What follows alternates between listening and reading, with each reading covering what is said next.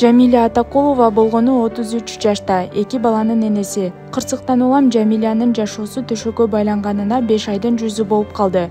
Кырсык болгонго чейин оору эмне экенин билчү эмесмин деген каарманыбыз окуясын төмөндөгүдөй баяндады.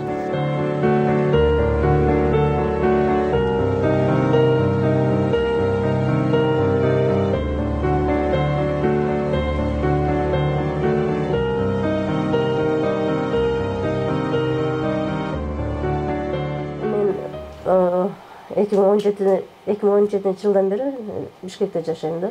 Квартирант болуп жашайм. Квартиралык жашайм. 2 баланын энесимин. Мен авария болгон кезде жалда жашайт болчук. Магистрал Тыналевада. Авария болгондо сизди машина сүзүп кетти мени. Машина сүзүп ошо момент мен түзүп кеткен кыздын ата-энеси ошол жерде больницада туруп мага жардам көрсөтүштү. Жолдошум катары жолдошум менен теңме-тең чуркашып жардам көрсөтүштү. Рахмат ошолорго дагы. Ушунча каратышып, больницада 1 ай жаттым. 1 ай бою ар 2 күндө 3 күндө бир кабар алып турушту. Рахмат. Мен ошол кезде дагы кыз апасы менен келгенде кыздын апасына айткам. Мен силерден капкан эмесмин дедим. Мен ден соолугум эле чындап бергиле дедим. Силерден эч нерсе талап кылбайм дедим.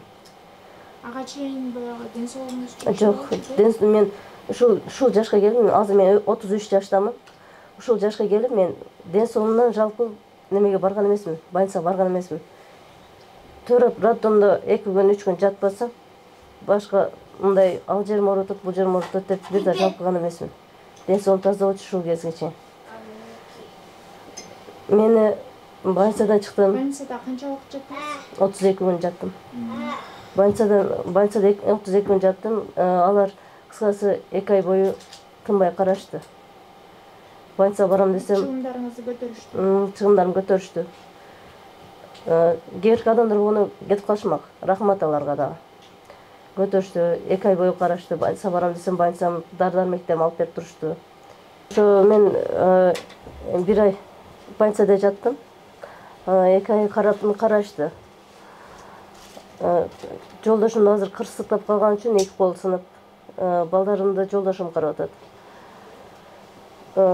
Мен азыр лечение алышым керек, ар 2 ай сайын башымда лечение алып турушум керек да. Ошого лечениега акча каражат жетпей атат.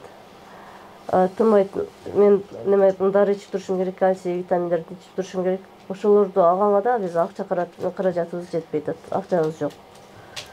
Ошого кичине жардам берип койсоңуздар.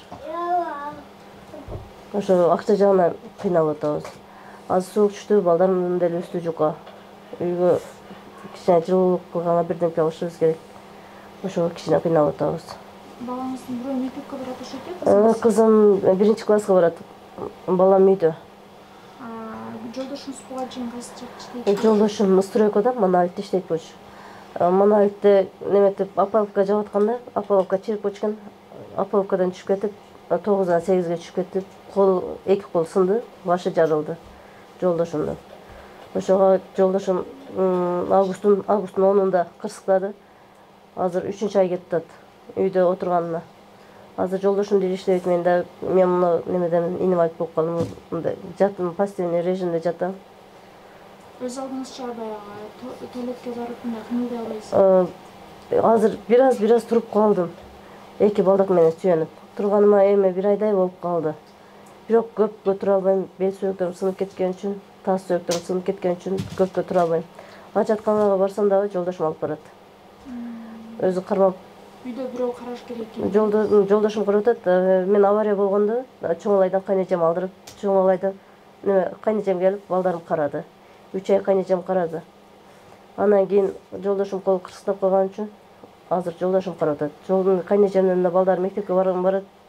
Кайнежем немеде августтун 25-леринде балдарын алып Алайга кетти, Чоңалайга.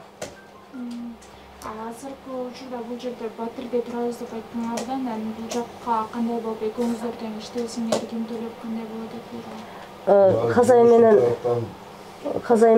Казай менен сүйлөшкөнбүз да. Азыр жолдошум кырсыктап неметип турган үчүн Казай 1 жылдыгын берип төлөп бергиле.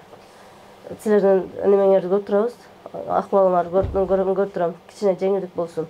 Азыр бул жакта квартиралар 10 миңден жогору. Силерден алдыңкы квартирант деле 10 миң төлөп жашайт болчу. Силерге жеңилдик болсун деп кичине арзандаттым деп бизге жеңилдик кылып берди. Азыр хозяиныбыз немеде, Россияда, хозяйка хозяиныбыз. Анан жалдады эле, магистрал Тыналевада деле квартирада турат болчук. Ошо. Азыр мынакей кыш келип калды, эмелерине кандай болуп атат? Экөөңөр тең иштейсиң. Экөөбүз эми кичине эптеп атабыз, эми марга жок. Бирок балдарыбызды жука, өзү кийим кылганга деле, дары-дармек алганга деле акчабыз жок. Мен мына эки кичинекей балдарым үчүн дагы бутка турушка аракет кылам да. Эми ар бир баланын балдардын өзүнүн атасы болсун, энеси болсун. Ошого эми алиги аял киши жатып калса балдарга деле кыйын экен, тамак ашын кылып бергенге. Ач калат экен, ток калат экен. Белим мына күн бүркөгөнгө байланыштуу белим бир аз ооруп атат да. Өт жака бетим түшүп калат.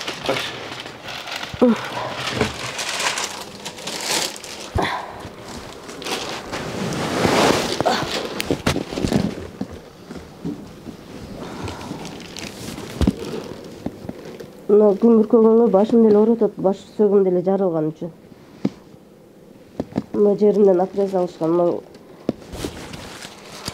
Мына сөök бар го, бул жак айланып өтүп кеткен экен да. Ошондо мына жерден операция кылып, мына бутум мына жерин түздөшүптүр. Анан наскым жетип коюңуз, жартыптыр.